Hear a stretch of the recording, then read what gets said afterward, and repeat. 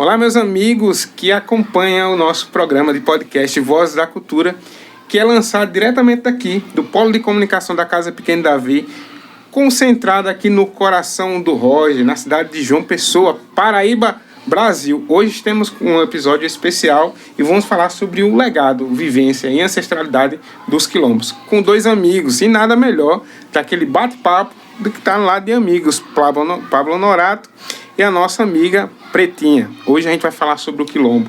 Iremos falar também sobre um grande encontro que vai acontecer e você vai poder participar. Então, meus amigos e minhas amigas, muito feliz, obrigado por estarem presentes aqui em nossa casa e falar um pouco com vocês sobre o quilombo, sobre história, sobre resistência, sobre capoeira. Mas antes de mais nada, fazer as perguntas, quem é Pretinha e depois quem é Pablo. Fiquem à vontade. Meu nome é Maria José Firmino da Silva, mais conhecida como Pretinha, sou do Quilombo Pedra d'Água, município de Ingá, e atuo na comunidade como uma das lideranças, professora da Escola Quilombola e também vice-presidente do Conselho de Igualdade Racial do município. E eu sou Pablo Honorato, atuo no serviço público e na advocacia já faz algum tempo. Também tive alguns alunos muito maravilhosos, Edson é um deles, um dos meus melhores alunos. Rasgando seda para você maneirar nas perguntas, Mas, assim, é uma felicidade, Edson, ver você aqui no comando dessa equipe aqui de trabalho, Você sendo uma referência hoje na comunicação local. Eu fico feliz, é uma honra estar aqui contigo. Pois é, muito obrigado. E assim, é uma jornada, com certeza, que a gente está traçando. E qual a importância, assim, nesse processo de formação e identidade de uma sociedade em reconhecimento de um quilombo? Porque a gente vê que talvez essas pautas elas começam a aparecer por ali em novembro, talvez pela temática do mês, mas qual é a importância de trazer essa pauta de janeiro a janeiro, de dezembro a dezembro? Primeiramente dizer que os quilombos eles são um espaço de resistência, sobretudo, É um espaço onde a cultura negra ela ainda se faz presente, ainda marca território, com muita ênfase, A gente tem a situação territorial, que é uma disputa muito relevante, dentro do debate sobre os quilombos. Existem iniciativas aí de diversas ordens no sentido de remover certas comunidades ou mesmo de não reconhecer os seus direitos territoriais. E existe uma disputa por parte das próprias comunidades quanto ao direito de terem a sua identidade reconhecida. É muito frequente você lidar com o poder público que é negligente ao ponto de sequer mencionar a existência de uma comunidade tradicional, de um território quilombola, de uma comunidade indígena, de uma comunidade de pescadores, de uma comunidade ribeirinha. Você pega, por exemplo, o plano diretor da cidade, você pega o mapa oficial, e frequentemente é sonegada essa informação. Será que no quilombo o quilombo de Pedra d'Água comparece no mapa da cidade de Ingá? Será que o quilombo de Paratibe, com esse termo quilombo, comparece no mapa oficial da cidade de João Pessoa? Na maior parte das vezes não, Essas comunidades elas são negligenciadas historicamente e a gente tem um processo de resistência, A identidade cultural termina sendo o elemento de coesão em que as pessoas se aproximam, enquanto comunidade, nesse sentido identitário mesmo, e lutam pelos seus direitos coletivamente, Então você vai ter uma disputa, inclusive, quanto à identidade, né? É muito frequente pessoas que são do quilombo e que negam a própria etnia. É muito frequente se deparar com situações como essa. Você vê que é uma pessoa negra, você vê que é uma pessoa que ocupa aquele espaço com o seu território, né, herdado dos pais, que herdaram dos avós, que herdaram dos avós, e que isso nunca foi regularizado, né, oficialmente. As instâncias sempre foram negligentes quanto a isso, justamente porque o Brasil foi um país escravocrata, né, e é importante pontuar aí essa informação, que o Brasil, por 4/5 da sua história, admitiu o trabalho escravo, né? Pessoas pretas foram negociadas como mercadoria. Esse é o Brasil, né? Essa é a história do Brasil. E não se pode negligenciar esse fato para se entender o presente. Para se entender por que é que os quilombos da Paraíba, por exemplo, praticamente todos são situados em lugares de difícil acesso, em lugares que ficam nos limites entre os municípios e nunca na zona urbana. Por que isso? E aí a gente vai entender que a exclusão está diretamente associada à questão escravocrata. E o Brasil é um país que ainda não superou as sequelas da escravidão. Verdade. E a gente acaba vivenciando ela nos bairros periféricos, né? No ambiente de trabalho, em todos os locais. É triste isso, mas é uma luta que a gente deve resistir, né? Pretinha, Maria José Firmino da Silva, tem uma história bem interessante sobre seu nascimento. E aí falar um pouco de você enquanto mulher, enquanto liderança, né? Sobre suas conquistas. Você está à frente aí da vice-presidência do Conselho de Igualdade Racial, que com certeza tem suas conquistas, mas tem seus desafios também. E lá em Mãe d'Água, né? Lá em Peradingá também, à frente de um quilombo, né? Pedra d'Água. E quais são esses desafios e quais as conquistas você se enxerga nessa trajetória? Assim, é muito comum, né, a gente ouvir essas falas que somos todos iguais, só que não, a gente não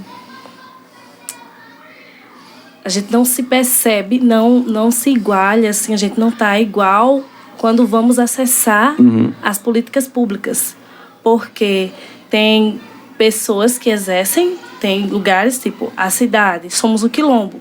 Só que as pessoas têm essa noção assim, de quilombo, que é um lugar onde as pessoas são esquecidas, onde as pessoas não têm estrada, onde as pessoas não têm direito a uma água saudável, onde as pessoas têm que se contentar com o pouco que tiveram, com o pouco que chegaram até ali.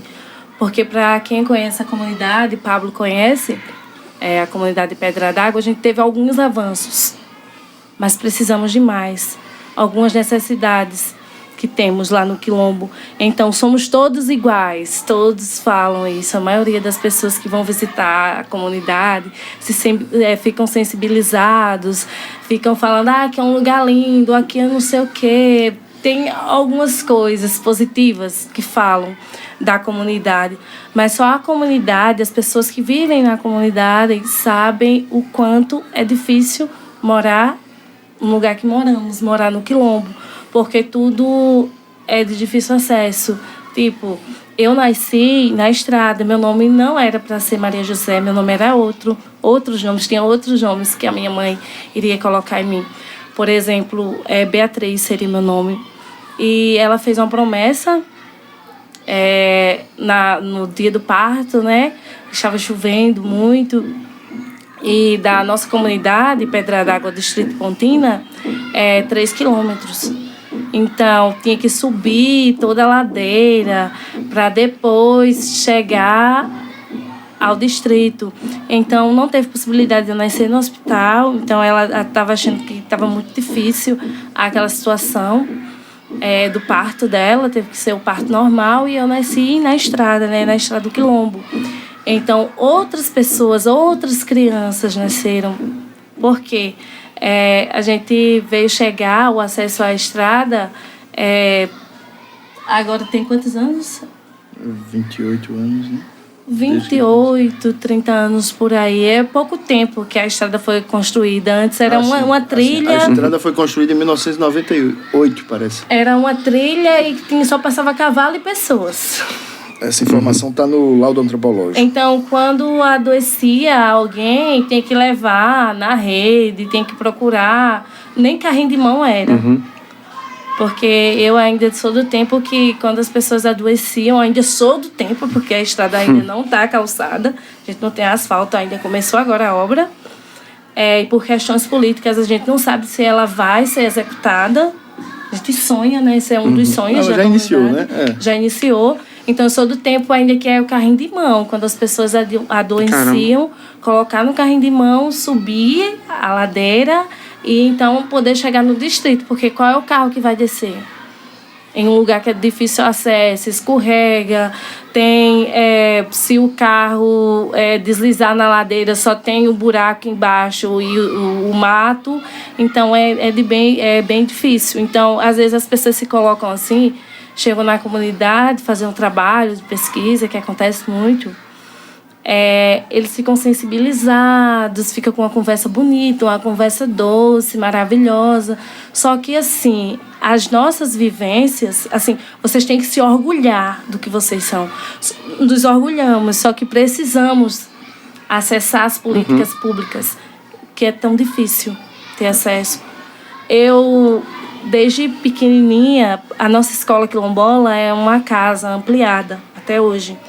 Desde os 7 anos que eu comecei a estudar na escola, que eu sempre tive um sonho de ter uma escola, porque eu via falar de um projeto, de uma escola que tinha banheiros para meninos e meninas adequados. Ouvia falar de salas grandes, ouvia falar que a nossa escola ia ter um corredor, um pátio. Então, eu estou perto dos 30 anos. E agora que veio acontecer de ter uma escola quilombola de qualidade, que é uma escola de 6 salas de aulas, enorme, que as crianças vão se perder dentro daquela escola. Assim, agora que viemos ter uma escola, essa é uma das obras que temos na nossa comunidade, que é a escola de qualidade. Isso é muito massa, assim, dá para perceber, assim, no teu olhar, né, o brilho e o amor daquilo que faz, né? E esse papo de dizer que estamos todos iguais é meio que furado, né? A gente talvez estamos na mesma luta, mas com acesso diferente, né? A estrada em que você nasceu, de fato, materializa a falta de acesso, né? E aí tem várias pautas que dificultam esse acesso, né? E parabéns aí você abraçar uma luta dessa, que a gente sabe, muita gente romantiza a batalha, a luta, mas a gente sabe que não é fácil, né? Muita gente vai tentar. E traz uma outra fala também de pessoas que se apropriam da luta sem estar vivenciando, né? E aí tem uma letra de Emicida que ele fala, ninguém para falar de nós do que nós mesmo, né? Só quem pode falar dessa luta, dessa resistência, desse brilho que você tem no olho quando fala do acesso à educação, só você que está lá, você que vivenciou e vai com certeza saborear as conquistas. Aí eu te interrompi para ter falado alguma coisa? E outra coisa que eu queria estar falando um pouco é sobre, de fato, essa identidade, assim, do quilombo. O que é o quilombo para você? Como é que você traz para as pessoas? Hoje a gente, com esse podcast, que tem um acesso nas plataformas da internet, muita gente pode ver. Como você explicaria o que é o quilombo, o que é viver em um quilombo, para as pessoas que estão nos acompanhando? Viver no quilombo não é algo fácil. É bem difícil, porque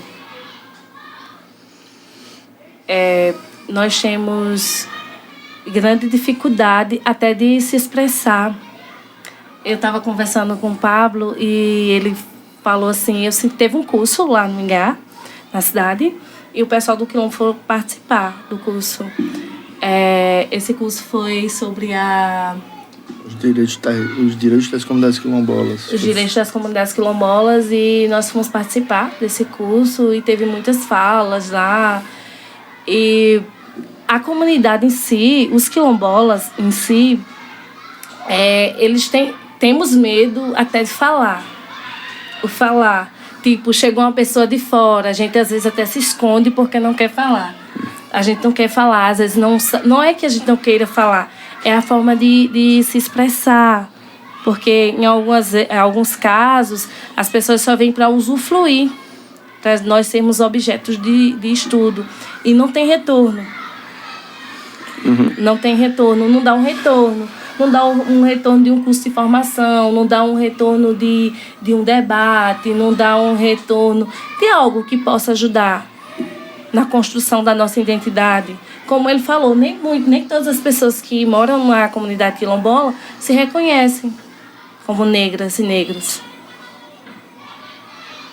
Entendeu? Nem todas as pessoas. E esse curso de formação que tivemos lá foi de suma importância, porque a gente conversou, a gente fez debates sobre as necessidades da comunidade, sobre a questão da educação. Como você falou, a temática da consciência negra, o negro, só é mais visto no 20 de novembro, que é algo que é para estar dentro das escolas de forma cotidiana.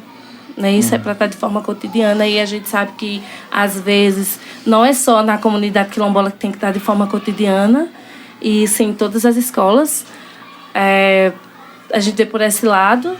Né? Nesse ponto, eu até queria dar uma sugestão para o Conselho Municipal de Ingá, né? O Conselho Municipal de Igualdade Racial de Ingá, que periodicamente mande ofício para as escolas cobrando, porque não pode se pautar a história e a cultura brasileira somente no mês de novembro. No mês de novembro é o clímax, é o apogeu, mas é preciso que isso seja debatido toda hora, né? Então você pode mandar um ofício cobrando dessas escolas relatórios periódicos de ações, né? Que foram desenvolvidas a respeito dessa pauta, né? E só pegando também o gancho do que o Pretinha falou sobre a questão da igualdade, né? A gente no direito usa muito essa distinção entre a igualdade formal e a igualdade material, né? A igualdade formal é essa igualdade que ela está falando aí, é a igualdade perante a lei, que dizem que todos nós somos iguais. No entanto, quem é de comunidade, e eu também sou de comunidade, né? Na minha comunidade é a comunidade do Sonho Meu, lá no Valentinho Figueiredo. Quem é de comunidade sabe muito bem que a gente não é todo mundo igual, porque uns têm direito ao saneamento básico e outros não têm. Uns têm direito à estrada e outros não têm. Uns têm direito a serem tratados sem discriminação e outros não têm. O racismo ainda é um fator muito relevante na vida social. Então, a gente ainda vê pessoas adoecendo com problemas de saúde mental graves, né?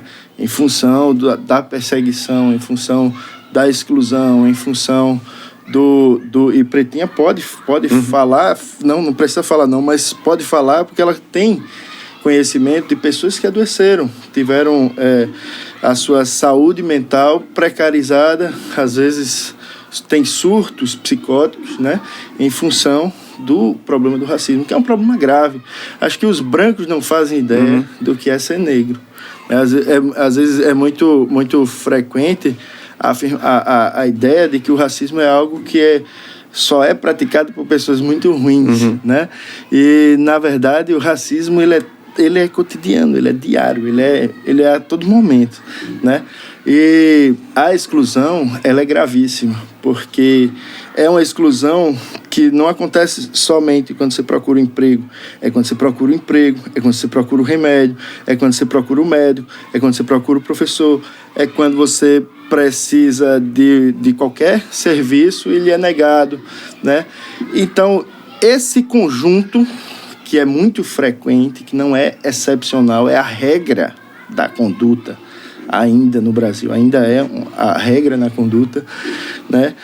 Esse conjunto de exclusões termina ocasionando que uma comunidade ela seja uma comunidade de pretos, ela não consiga dialogar com a sociedade como um todo. Ela precisa ser colocada num lugar de distanciamento, né, de isolamento geográfico propriamente dito. Isso eu acho que materializa muito essa exclusão, né? E isso é histórico. Muita coisa aconteceu na história do Brasil, só que a compensação tão afirmada e tão prometida, né, inclusive pela nossa Constituição, mas ela nunca se deu de fato. Ela sempre se dá somente de forma formal, né? Ela é apenas de direito, mas não é materialidade. E o que a gente precisa não é igualdade perante a lei, o que a gente precisa de igualdade perante os recursos da vida humana, né? Precisa ter igualdade na alimentação, precisa ter igualdade nos direitos sociais, que são básicos para uma pessoa viver bem e ser, de fato, incluída na vida. Massa. E a igualdade em todos os acessos. Até em uma pauta que a gente vai entrar, que é do projeto que foi aprovado, até o acesso aos editais, né? Sim. A gente precisa disso. E essa discussão, ela está muito escarnecida na sociedade, porque você acompanha desde o reality show, na TV, mas o noticiário, né, a situação das pessoas que passam por discriminação, às vezes nem sabem que estão passando, e é um acesso mesmo, como você falou, Pablo, à educação, à saúde, ao saneamento básico, e saber que, de fato, que você está num ambiente que está te excluindo, né? Essa consciência também da exclusão, que às vezes o indivíduo, ele é excluído sem saber que está sendo excluído, porque a gente vive aí numa plataforma, numa atmosfera que ela é criada para excluir, de fato. Então, esse entendimento é importante. Então, esse processo de formação que a Pretinha falou, que foi vivenciada lá, é muito importante, né? E aí, já trazendo para outro momento, a ideia do combate ao racismo, né? O encontro que vocês vão falar sobre a gente também tem essa ideia do reconhecimento, da identidade, da resiliência. A gente vai ter o primeiro encontro, né, de capoeira, terreiros e quilombos da Paraíba. Então, como é que esse evento tenta ser um elemento, uma ferramenta de empoderamento nessa pauta que a gente está conversando hoje? Deixa eu lembrar só como é que foi que a gente resolveu, né, escrever esse projeto, que foi assim, num momento de tentativa de superação daquele episódio triste e deplorável que foi o governo Bolsonaro, né, com as deprimentes conduções que foram feitas à pandemia, né, no Brasil. Muita gente morreu, pessoas das nossas famílias faleceram, né? Então, a gente vinha numa fase de tentativa de se recuperar no plano da sanidade mental, né? Tava todo mundo passando por isso, e o Ministério da Cultura foi reconstituído, né? Passamos a ter a nossa ministra Margarete Menezes lá na condução do Ministério. Nós tivemos a Lei Paulo Gustavo, que foi uma afirmação da política cultural, uma reafirmação da política cultural, né, que vinha sendo esfacelada pelo governo anterior, e isso foi ressuscitado. A cultura, ela passou a ter estímulo, né, voltou a ter estímulo. Isso foi importantíssimo, na verdade. Esse projeto foi contemplado, mas não foi fácil. É importante que se diga, né, porque eu lembro que Pretinha, em vários momentos, a gente escreveu um projeto não é uma coisa simples, ainda mais que a gente é de cidades diferentes. Ela é do Ingá, eu sou de João Pessoa, e a gente dialogava, e eu dizia, vai ter que ir atrás de um documento que você vai ter que assinar, uma coisa simples, imprimir o documento e assinar. Ela disse, mas na comunidade ninguém tem impressora. E para sair da comunidade e chegar numa lan house que tem no município de Ingá, eu tenho que encarar a estrada. E eu só consigo fazer isso ou a pé, e são 8 quilômetros, não é isso? 3 quilômetros, são 3 quilômetros de barro, de estrada de barro, ou eu vou esperar a hora que a chuva para, porque aí dá para trafegar, aí tem que esperar secar a estrada. Então, para você ver o nível que como a igualdade ela não é de fato, né? Como a igualdade ela não é de fato. Existem pessoas no nosso círculo, não é tão longe de João Pessoa, o município de Ingá é logo ali, é 1h30, né? Mas o acesso à política cultural, o acesso à política pública, ele é dificílimo, entende? Porque isso, e no mais das vezes, não foi o caso da Secretaria de Cultura, eles foram muito atentos, né? Foram muito generosos, eu diria até assim. Os próprios funcionários foram muito generosos na contribuição, na colaboração, mas nem sempre a gente encontra pessoas que entendem o fato de se tratar de uma comunidade rural, né, com toda essa desassistência histórica, com todas essas dificuldades, né? Então, às vezes, a gente se depara com os burocratas, que eu chamo tecnocrata, né? Que chegam e dificultam o acesso ao recurso por pessoas que, de fato, são merecedoras desse acesso, né?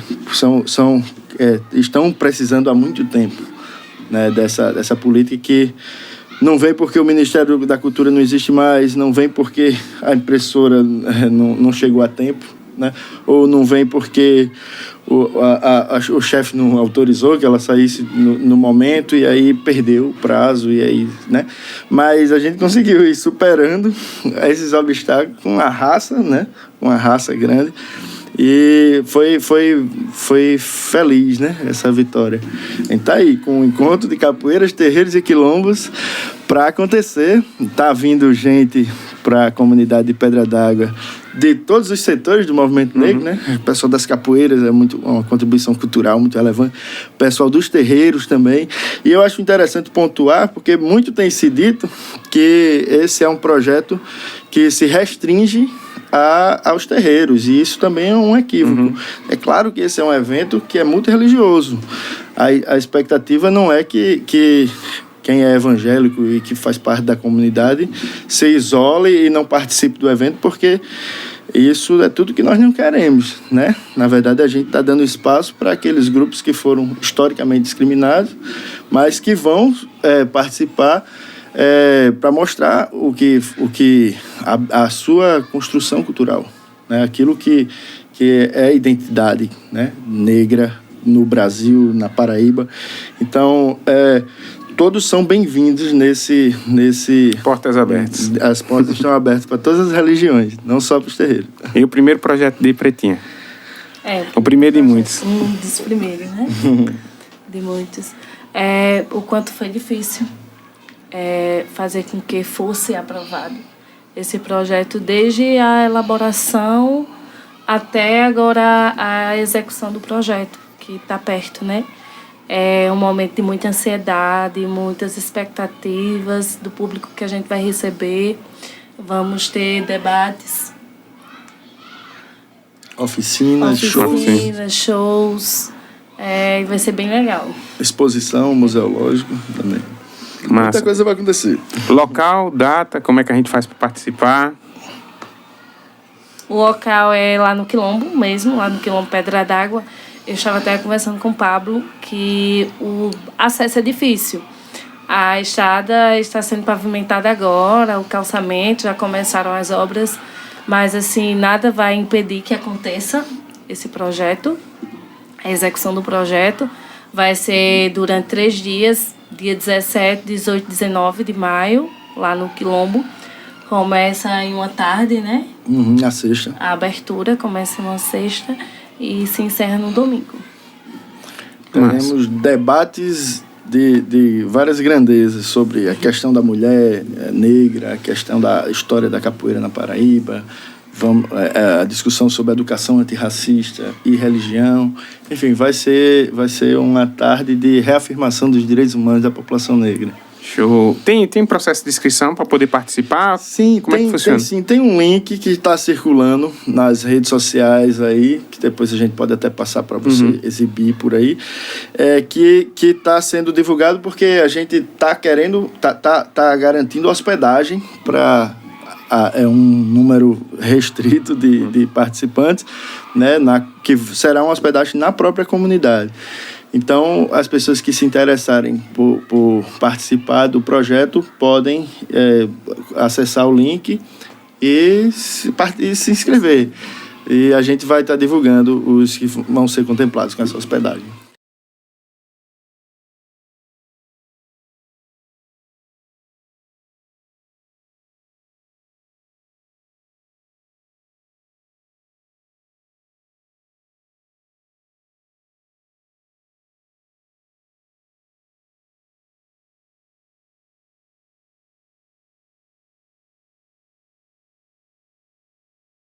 Pois Paulo, primeiro encontro de capoeira, terreiros e quilombos da Paraíba. São movimentos diferentes, né, que trazem consigo a sua resistência, sua luta e também o seu processo de conscientização. Como esse evento pretende, dentro desses movimentos, encontrar uma solução ou um chamado? dentro dessa jornada pelo reconhecimento, talvez pelo autoconhecimento, né? Se conhecer enquanto pessoas negras e nessa luta aí do combate ao racismo. Muito bom, Edson. A pergunta já merece um gole d'água aqui que eu vou tomar. Porque, veja, o tema cultura já é um tema complexo. E a cultura negra, ela é bastante rica, ela é muito rica, ela é muito diversificada.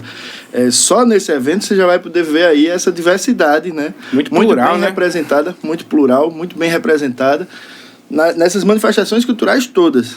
As da capoeira, as dos terreiros e as dos quilombos. São manifestações próprias, né?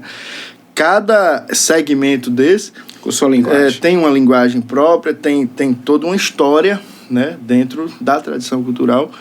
E é óbvio que o enfrentamento do racismo pressupõe necessariamente uma aproximação com o elemento cultural. Eu que tive a oportunidade de fazer formações Paraíba dentro, trabalhando o tema da educação antirracista, né, do enfrentamento do racismo, eu posso dizer que isso não é um debate que se faz apenas com palavras, porque a gente está falando do sofrimento que é a exclusão, a humilhação, a escravidão, né? Tudo isso tem um elemento aí, que é um elemento afetivo, que precisa ser enfrentado.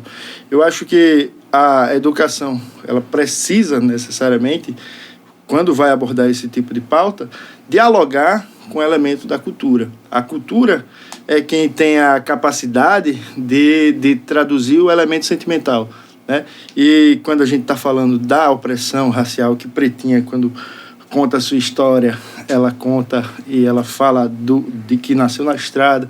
Se você... o chat GPT não vai entender isso. Quem vai conseguir entender isso somos nós, os seres humanos. Eu acho que a arte comunica muito bem esse aspecto da empatia, da alteridade, de entender o lugar do outro, mesmo que você seja branco, né? Mesmo que você seja um sujeito que não é negro, você tem a capacidade de se pôr no lugar do negro e de sentir aquela dor daquele sujeito por meio da arte. Eu acho que esse vai ser um espaço, né, que vai congregar muito isso, e a gente vai ter, por exemplo, as oficinas de atabaque, as oficinas de acarajé, né, como formas de repasse, né, de transmissão desses saberes que são tão necessários, né, que são tão, mas que também foram muito esquecidos por conta desse epistemicídio que é a perseguição aos terreiros, a perseguição à capoeira, que a gente já sabe que foi institucional, né? Já houve no Brasil a repressão ao crime de vadiagem, que era dirigido especificamente aos capoeiristas, né? Então isso é um fato histórico. Os terreiros hoje enfrentam uma perseguição que é o que a gente hoje chama, inclusive juridicamente, se utiliza o termo racismo religioso, né? Que é uma das formas de racismo é justamente essa da discriminação contra o saber, né? Quanto ao toque do Adarum, o toque do Batá, o toque do Ijexá, que são toques de terreiro e que são tradições da cultura brasileira, mas que a gente não tem instrumentos tão de repasse desses conhecimentos, né? Isso são muito vagos os mecanismos de repasse desse conhecimento. Esse encontro vai servir para isso. A gente vai estar tendo professores que são ogãs, que são babalorixás, que são pessoas que detêm esse conhecimento. Também vamos estar trazendo pessoas que, ainda que não sejam necessariamente ligadas à religião, mas que já aprenderam, né? A questão da acarajé, a Cleide Teixeira, ela não é do terreiro, mas ela é alguém que sabe fazer, uma nutricionista que vai nos ensinar como é que se faz um acarajé. Então, é a tradição da cultura afro-brasileira que vai estar tendo a oportunidade de ser difundida, né? E é uma das poucas oportunidades para isso acontecer. Eita, que massa. E quem pode participar do evento? Vai lá, Pretinha. Vai tu. O evento é aberto para todo mundo? Todo mundo pode participar? Sim, o evento é aberto para todas as pessoas que façam a inscrição. Pessoas da comunidade, pessoas de outros quilombos, pessoas da zona urbana, da zona rural. É aberto para todas as pessoas participarem. Então, assim como tudo que é bom passa rápido, né? É o café que esfria dentro de um bate-papo legal, é a água do cuscuz que seca. Então, mais o coração sempre sai aquecido e bem informado depois de um encontro legal como esse. Muito obrigado, Pablo. Muito obrigado, Pretinha.